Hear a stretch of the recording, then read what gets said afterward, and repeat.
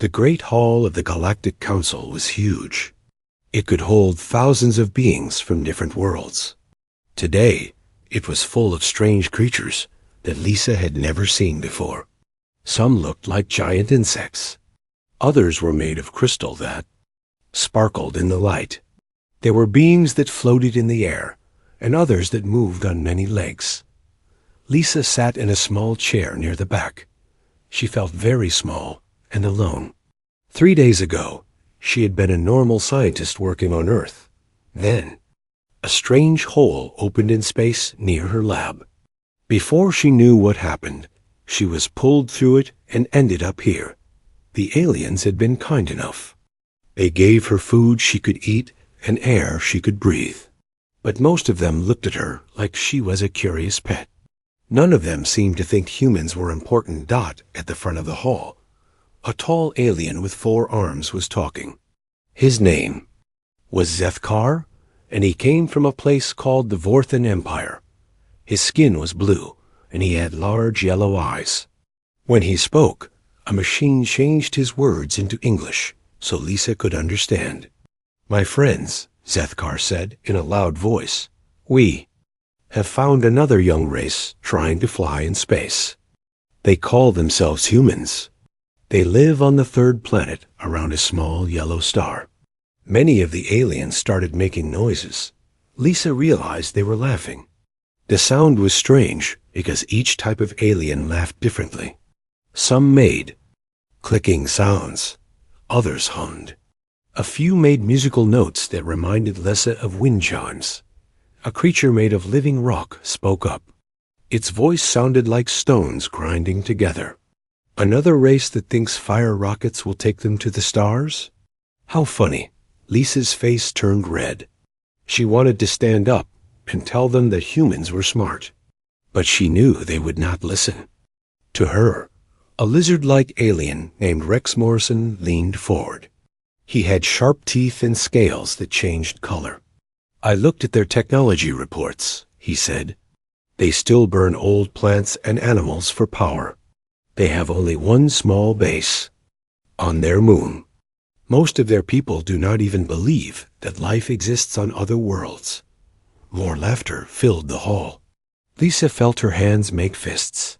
These aliens were making fun of her entire species, and there was nothing she could do about it. Another alien joined the conversation. This one looked like a giant squid with many arms that moved like snakes. His name was Dr. Veltar, and he was a scientist from something called the Nexus Collective. "What makes them really funny," Dr. Veltar said, "is their air. Our long-distance sensors show they have made their own air dirty with smoke and chemicals. A species that poisons its own air while trying to reach the stars. It is very sad and funny at the same time." The laughter got louder. Some aliens were making so much noise that Lisa could not hear herself think. She wanted to tell them that humans were working hard to fix the air problem. She wanted to explain that her people were smart and brave. But every time she tried to speak, her voice was too quiet. Zethkar raised all 4 of his arms to make the room quiet. "Yes, these humans are very amusing. They fight wars with each other while their world gets sicker. They use up their resources and dirty their water. Yet they dream of flying to other worlds. Perhaps we should invite them to join the council," said Rex Morrison with a mean smile. "They could be our entertainment." This made the aliens laugh. Even harder, Lisa felt tears start to form in her eyes. She had always been proud to be human. Now she felt ashamed that Dr. Veltar waved his tentacle arms. "I have an idea. Let me do a deep scan of their world's air. I can show you exactly how these creatures have ruined their home. It will be very funny to see." "Excellent idea," said Zethkar. "Show us how these primitive beings have destroyed their own world." Lisa watched as Dr. Veltar moved to a large machine covered in lights and buttons.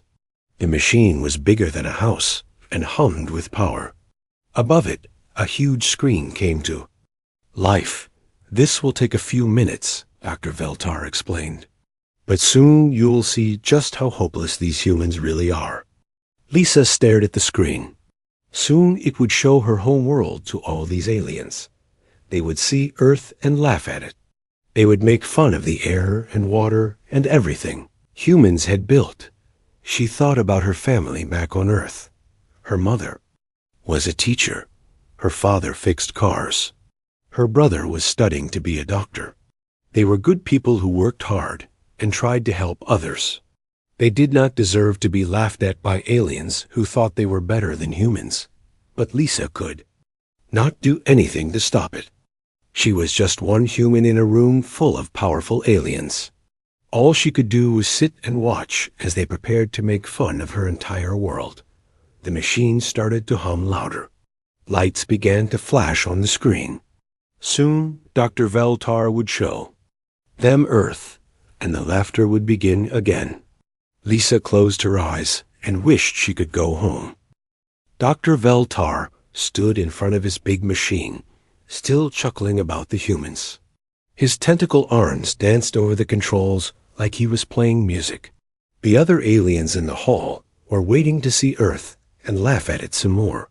"Let me show you exactly how these creatures have made their air bad," Dr. Veltar said to everyone. "This should give us some good laughs."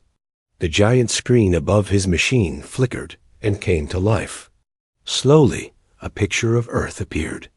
It looked like a blue and white ball floating in the black of space. White clouds swirled around it, and Lisa could see the brown and green shapes of the continents dot to the aliens watching. It looked like any other world where young species lived. Nothing special or different about it. "Starting the air scan now," Dr. Veltar announced. He pressed several buttons, and the machine began to hum louder. As we expected, we can see high levels of carbon dioxide, factory pollution, and other dirty chemicals. But then something strange happened. Dr. Veltar stopped talking. His tentacles stopped moving over the controls. He stared at the numbers appearing on his screen with a confused look. Lisa noticed the change right away. She leaned forward in her chair, watching as the scientist's face went from amused to puzzled. "That is odd," Dr. Veltar said quietly. His tentacles started moving frantically over the controls. "Let me check the sensors again." Zefkar shifted impatiently in his place at the front. "What is wrong, Doctor? Surely even simple air pollution is not that hard to read." "The readings are not what I expected," Dr. Veltar replied. His voice sounded worried now instead of amused. "I am seeing trace elements that should not exist in natural air. Let me run a full analysis." The hall became quiet. All the aliens stopped their chattering and laughing. They watched as Dr. Veltar worked at his machine, pressing buttons and checking numbers. Lisa felt her heart beating fast, though she was not sure why. The scanning machine hummed and buzzed with more power.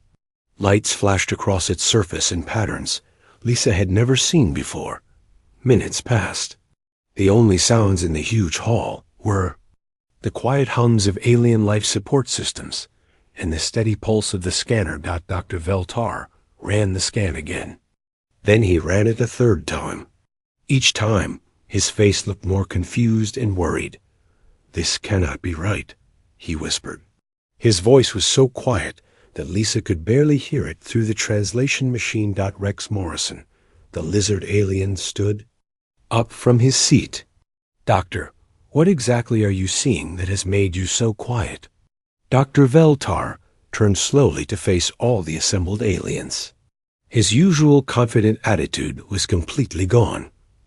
He looked scared. "The air composition. It is not pollution.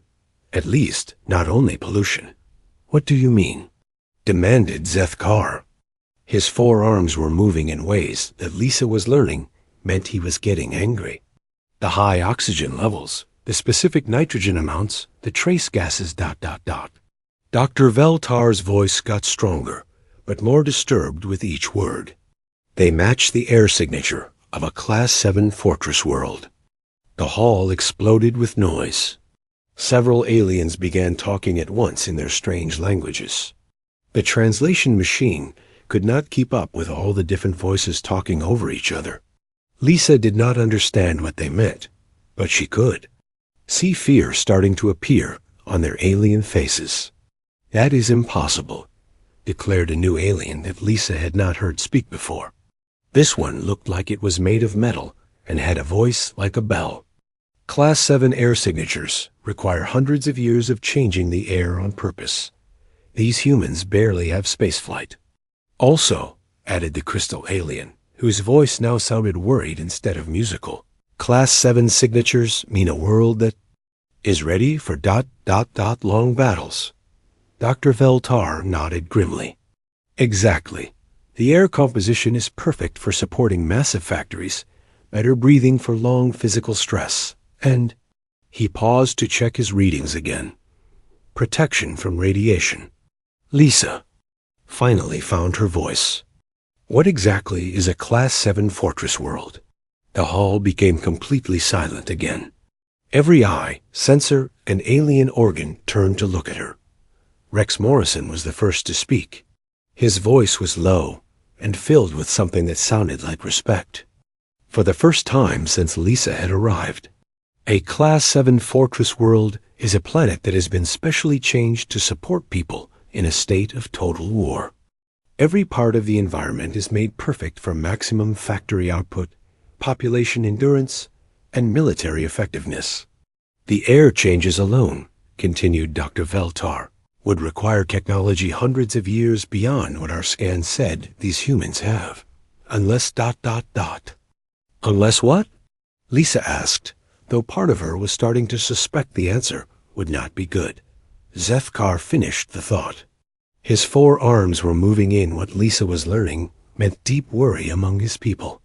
Unless they did not change their air artificially. Unless they evolved on a world that was already perfect for war. The words hung in the air like a heavy weight.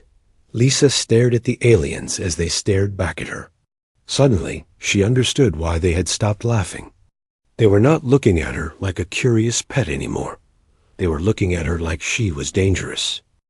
The silence in the council hall was so thick that Lisa could almost feel it pressing down on her. Dr. Veltar stared at his readings, running the scan of Earth's air for the 4th time. His snake-like tentacles hung still at his sides, no longer dancing over the controls. Doctor, Zethkar's voice carried a note of irritation mixed with worry.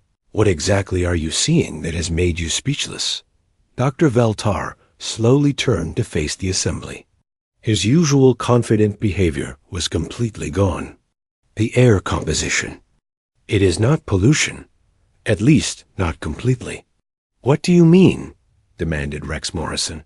His lizard-like features showed the first real signs of concern Lisa had seen. The high oxygen levels, the specific nitrogen ratios, the trace gases. Dr. Veltar's voice grew stronger, but more disturbed with each word. They matched the air signature of a Class 7 fortress world. The hall erupted in chaos. Several aliens began speaking at once in their native languages. The translation machine struggled to keep up with all the overlapping conversations. Lisa did not understand what was so important about this classification, but she could see fear creeping into their alien faces like a disease. That is impossible, declared a tall alien that looked like it was made of flowing metal. Class 7. Air signatures require centuries of terraforming and industrial modification. These humans barely have spaceflight. Moreover, added the crystal being, their musical voice now harsh and discordant. Class 7 signatures indicate a world prepared for extended conflict. Dr. Veltar nodded grimly. Exactly. The air composition is optimized for supporting massive industrial production, enhanced breathing efficiency for prolonged physical stress, and he paused, checking his readings again with shaking tentacles. Radiation resistance. Lisa finally found her voice again. What exactly is a Class 7 fortress world? You keep saying that like it means something terrible. The chamber fell silent again. Every eye, sensor, and optical organ turned toward her. Rex Morrison was the first to speak, his voice low and filled with something approaching respect for the first time since her arrival. A Class 7 fortress world is a planet that has been specifically modified to support a population in a state of total war. Every aspect of the environment is optimized for maximum industrial output, population endurance, and military effectiveness. Lisa felt her stomach drop. You mean like a military base? Not a base, said another alien she had not heard speak before. This one looked like a walking tree with glowing fruit for eyes. An entire world turned into a weapon. The air, the water, the soil, everything is changed to help warriors fight better and longer. The air modifications alone, continued Dr. Veltar, his voice shaking now, would require technology centuries beyond what our scans indicated these humans possess. The precision needed to balance oxygen for enhanced performance, nitrogen for mental clarity, and protective trace gases. It should be impossible for a species at their development level. Unless what? Lisa asked, though she was beginning to fear the answer. Zethkar finished the thought, his forearms moving in gestures that Lisa now recognized as signs of deep fear among his species. Unless they did not modify their atmosphere artificially. Unless they evolved on a world that was already optimized for war. The implications hit the room like a physical force. Lisa watched as aliens who had been laughing at humanity just minutes before now looked at her with something approaching terror. Wait, Lisa said, trying to understand. You are saying that Earth's air is perfect for fighting wars? Not just perfect, replied Dr. Veltar, his tentacles now trembling as he read more data. Your air is more than perfect. It is weaponized. The oxygen concentration would cause cellular damage in most of our species within hours. The nitrogen levels would cause brain problems in 89% of known life forms. And the trace gases. He paused, his voice dropping to a whisper. The trace gases include compounds that we use in military-grade atmospheric weapons. Lisa's mind reeled. You are saying we are poisonous? Not poisonous, replied a new voice. It belonged to an alien that looked like a giant spider made of silver metal. Weaponized. Your entire species has evolved to be living weapons of war. Rex Morrison stood up, his reptilian features grave. There is more. Our military analysts have been reviewing your species' historical data while we waited for the atmospheric results. You call it human history, but what we see is a detailed record of continuous warfare spanning thousands of years. Lisa wanted to argue, but she knew he was right. Human history was full of wars, battles, and conflicts. She had always thought that was normal. Every major advancement in your technology, Rex continued, has been driven by conflict. Your industrial revolution, your electronics, your materials science, even your space program. All of it developed from military necessity. Dr. Veltar added his own disturbing observations. Your species has survived multiple extinction-level events. Ice ages, volcanic eruptions, plague outbreaks that would have wiped out entire civilizations. And you not only survived, you thrived and became stronger. What are you saying? Lisa asked, though she was starting to understand. We are saying, Zethkar replied slowly, that your species did not develop on a normal world. You developed on a world that was trying to kill you every single day. And instead of dying, you became killers yourselves. The crystal being chimed in with harmonics that sounded like funeral music. Our xenobiologists are reviewing the data now. Preliminary reports suggest that human bone density is 40% higher than any other known sentient species. Your cardiovascular system can operate efficiently under atmospheric pressure that would crush most beings.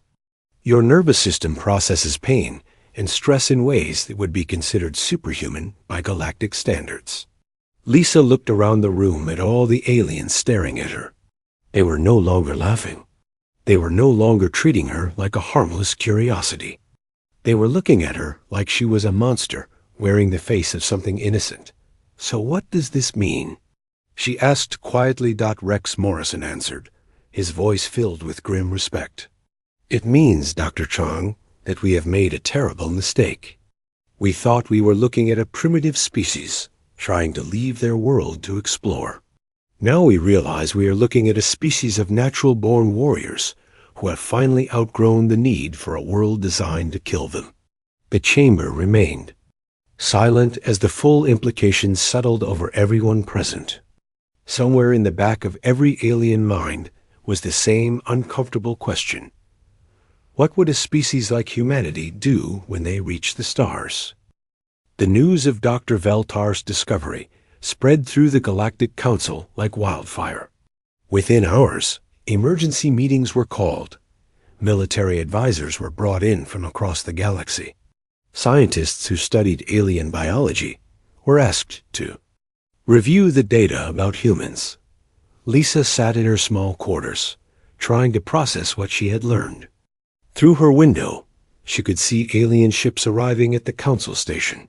Some were massive warships that bristled with weapons. Others were science vessels packed with scanning equipment. All of them were here because of what the scan had revealed about Earth. A soft chime at her door interrupted her thoughts. She opened it to find Zethkar standing there with 2 guards. His 4 arms were folded in a way that seemed respectful rather than threatening. "Dr. Chang," he said through the translation device, "the Council requests your presence at an emergency session. We have questions."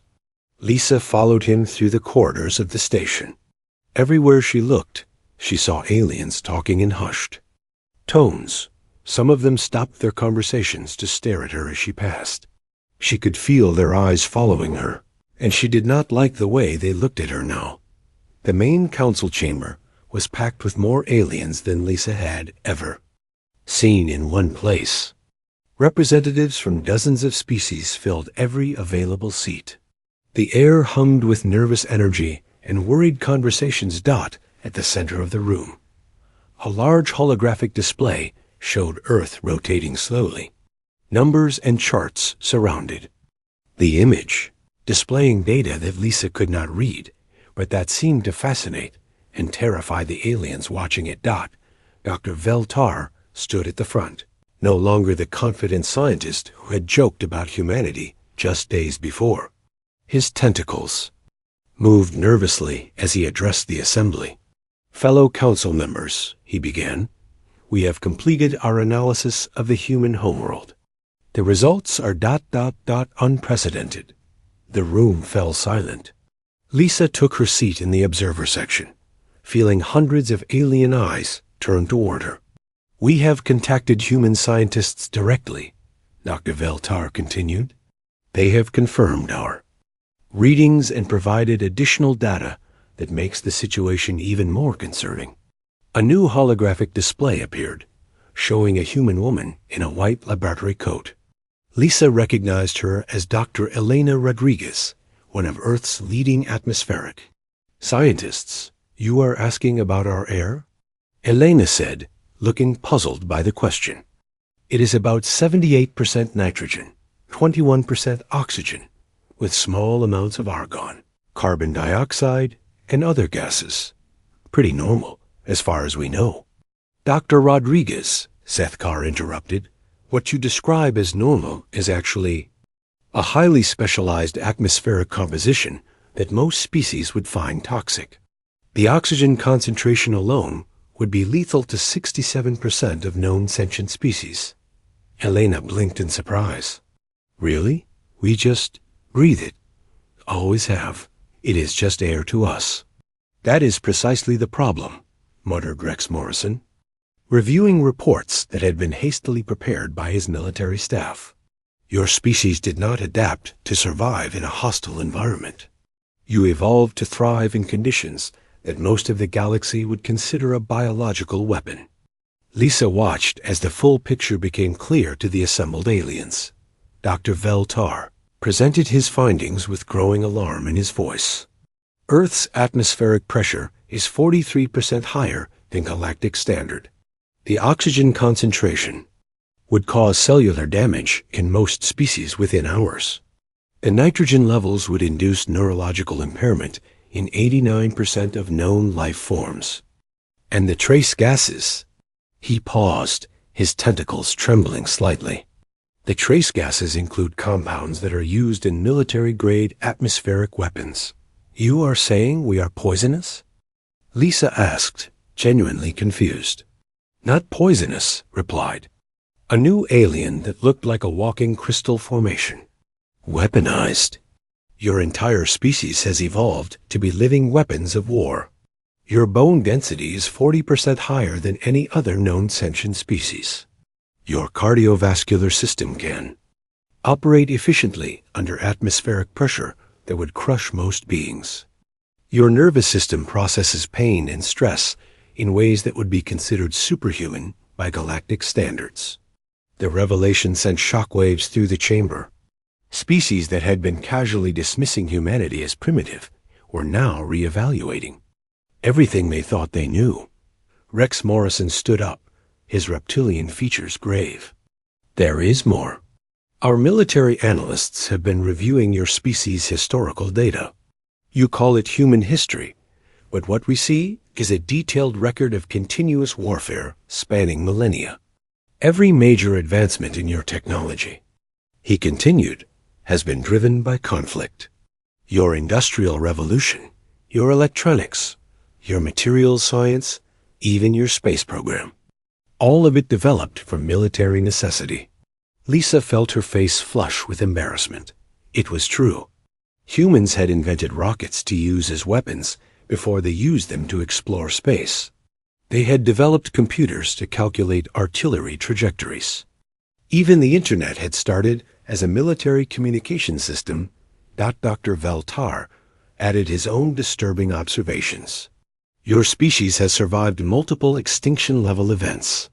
Ice ages, volcanic eruptions, plague outbreaks that would have wiped out entire civilizations. And you not only survived, you thrived and became stronger each time. A new alien spoke up. This one looked like a giant butterfly with wings that shimmered like oil on water. Our xenobiologists have completed their analysis of human physiology. The results are terrifying. A holographic display showed a human figure next to figures representing various alien species. The differences were stark and disturbing. Human muscle density is 3 times higher than the galactic average. Butterfly alien continued. Your skeletal structure can withstand impacts that would shatter the bones of most species. Your healing rate is unprecedented. Your pain tolerance is beyond anything we have seen in nature.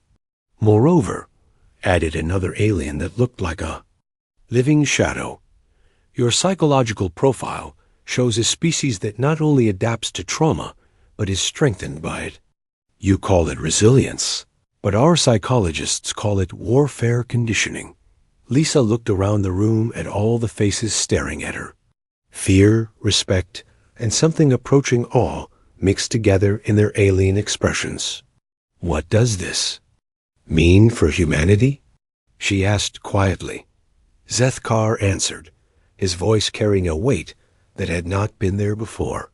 It means, Dr. Chong, that we have been looking at this situation backwards. We thought we were observing a young species trying to leave their cradle world to explore the galaxy.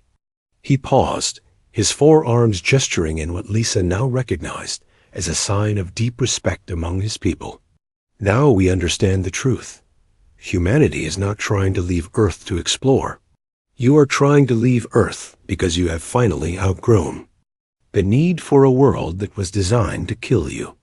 The chamber remained silent as the implications settled over everyone present. Lisa realized that everything had changed. The aliens were no longer laughing at humanity. They were no longer seeing humans as primitive or harmless.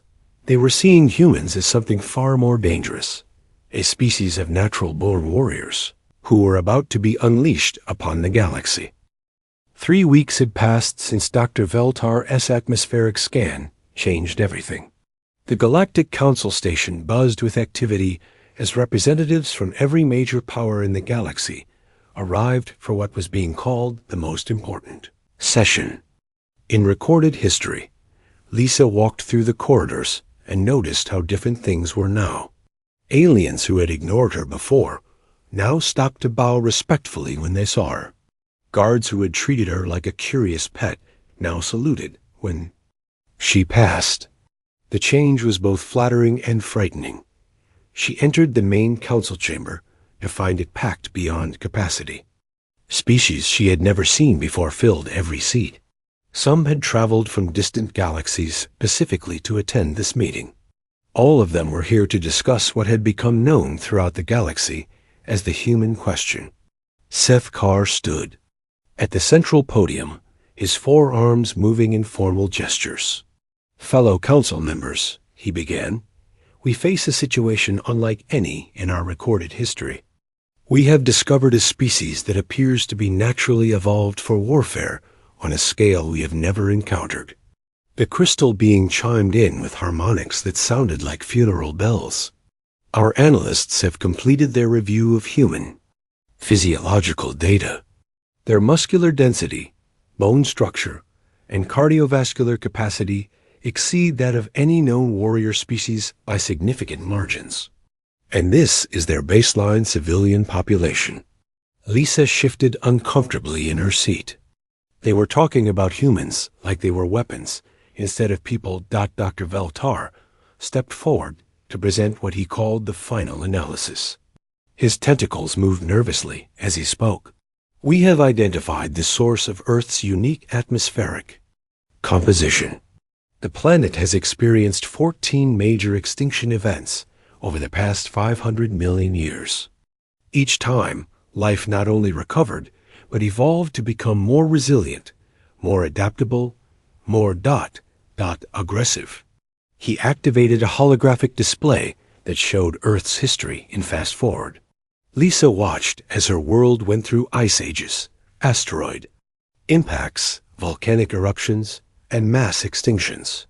Each time, life came back stronger than before. "Earth is not just a fortress world," Dr. Veltar continued, his voice carrying a note of awe mixed with terror. "It is a crucible world. Every species that survived there was forged by centuries of the most brutal natural selection imaginable." Lisa finally understood what they were saying. Earth had not been a kind mother to humanity. It had been harsh. Teacher that killed the weak and trained the strong to be killers. "You are afraid of us," she said quietly. The chamber fell completely silent. Hundreds of alien eyes turned to look at her. Rex Morrison nodded slowly. "Dr. Chung, your species represents something we have never encountered. Every other sentient race in the galaxy evolved in relatively stable environments.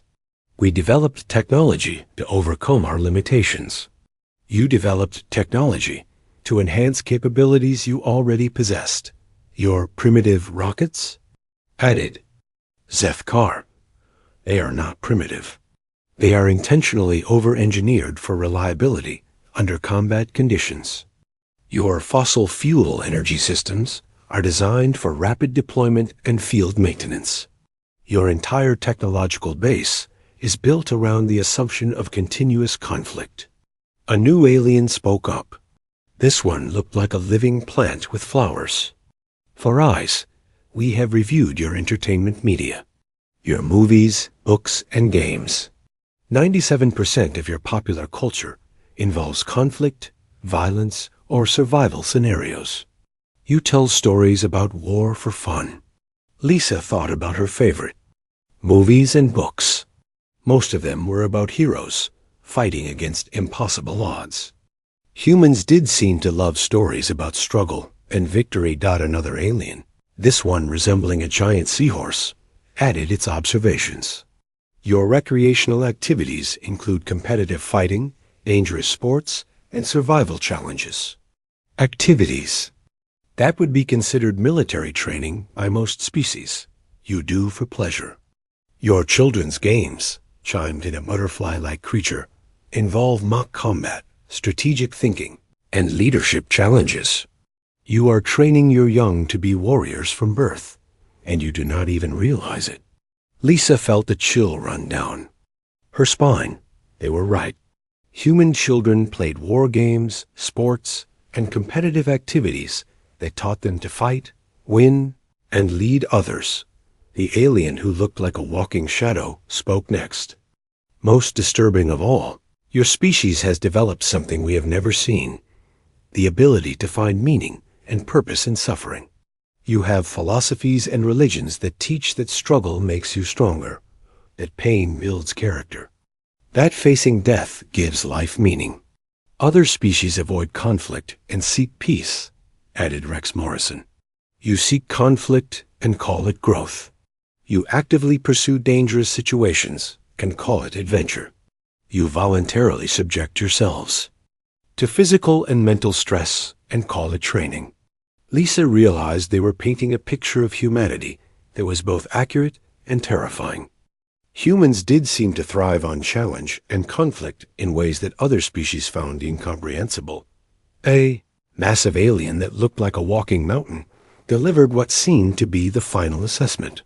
The Galactic Council has reached a unanimous decision. Humanity will be granted immediate full membership status, with all rights and privileges thereof.